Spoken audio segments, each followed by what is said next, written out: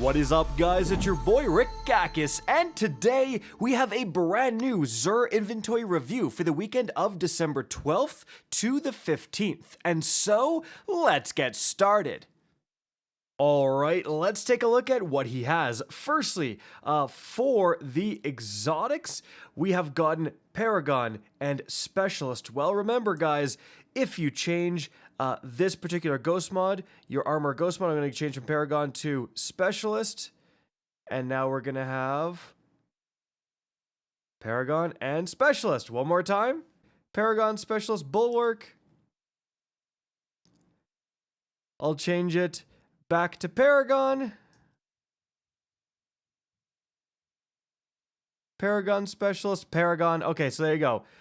Keep in mind, these two have stayed the same, but this Skull Fort just changed to Paragon, which is actually much better for it, actually. So yes, change your ghost mods, and you can alter the actual archetypes of these armor pieces. So let's go over what stats you're looking for. For the Gemini Jester, this is all about dodging. You do want a bit of class, like right here with Paragon, not a bad pickup. 62 actually overall. Remember, the absolute max stat you can get is 63, so hey, actually not a bad Gemini Jester piece. You might actually want weapons, or if you're using it for PvP, stuff like that. It's up to you. Now, for the Embrace here, this is all about your knife. You absolutely want a melee spike. Then for the Insurmountable Skull Fort, again, what I changed it here to with Paragon, you want a melee spike. 61 overall is great too. Good pickup if you can get it to be Paragon. Then for the Lordly Splendor, well, this is all about either casting a barricade, so you might want class, or it can automatically put down a sunspot when you get low health. So this could actually be like whatever you want. So right here with Gunner, going after a big weapons spike is not a bad idea. Then you've got the Skull of Dire Ahamkara. This is all about your Nova Bomb, so you want a super spike. Then the Secant Filaments, so Empowering Rift grants Devour, so generally you would want a bit of class for more Empowering Rifts. So right here, Brawler is not really what we want. Then we do have the exotic class item here, guys. Now, after that, for the more offers, okay, we do have a Deepsight Harmonizer. This is a great pickup if you haven't collected every single pattern in the game for craftable weapons, you should probably buy this. Craftable weapons still end up seeing play. Even I still use them in certain builds from time to time because there's certain god rolls craftable weapons have that tier 5 weapons still can't get, right? So even though you're missing out on the tiers, you need a certain perk combination. Definitely worth picking up those Deepsight Harmonizers just in case. As for the other stuff, nothing too crazy. Then for the weapons, guys, well, we've got a Suros Regime Catalyst. Suros Regime actually, I think, got a little bit of a buff recently, so could be worth snagging. I think you can like change the modes on the weapon by holding reload now.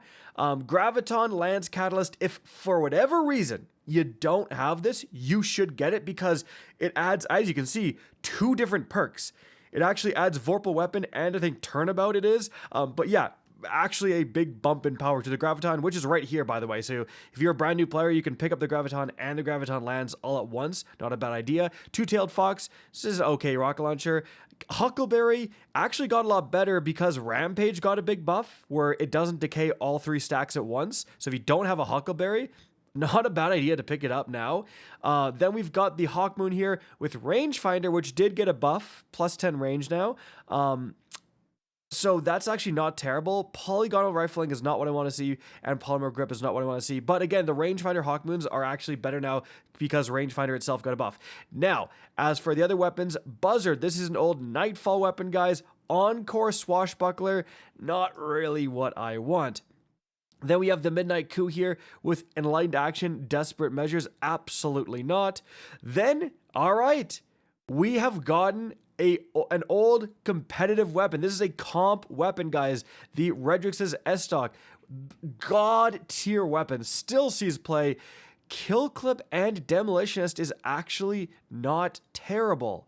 However, that's a bit more of a PvE role, like Demolitionist is not really what you want in the Crucible. Kill Clip can absolutely be good in the Crucible, but I think you can do better here. Overall, again, if you're missing the S-Stock here, if you don't have one, I mean, might as well pick it up for how much?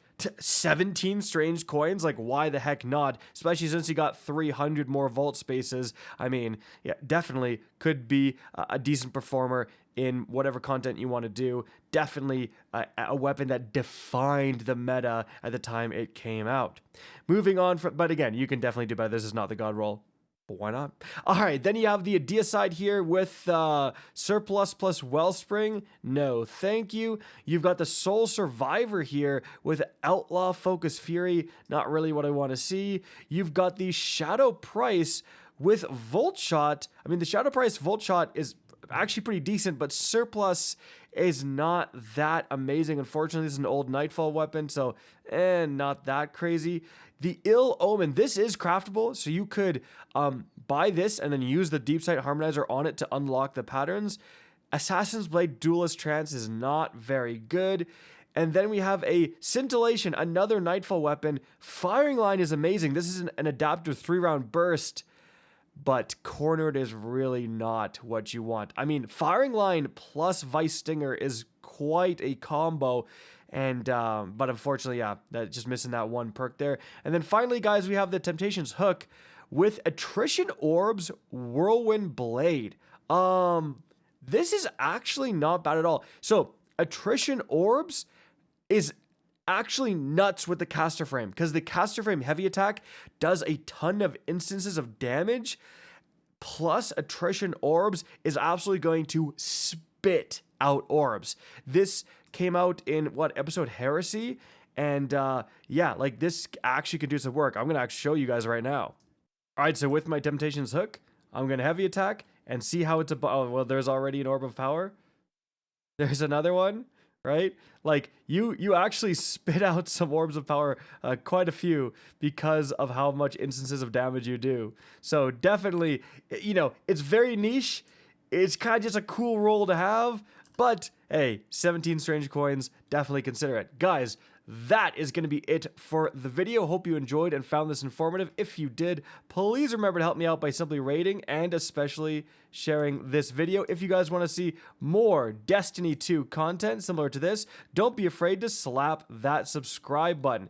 If you want to get in touch with me and keep up to date with the latest channel activity, the best way is to follow me on Twitter at RickCactus. That is linked in the description down below. Again, I hope you enjoyed the video, and as always, have a good day.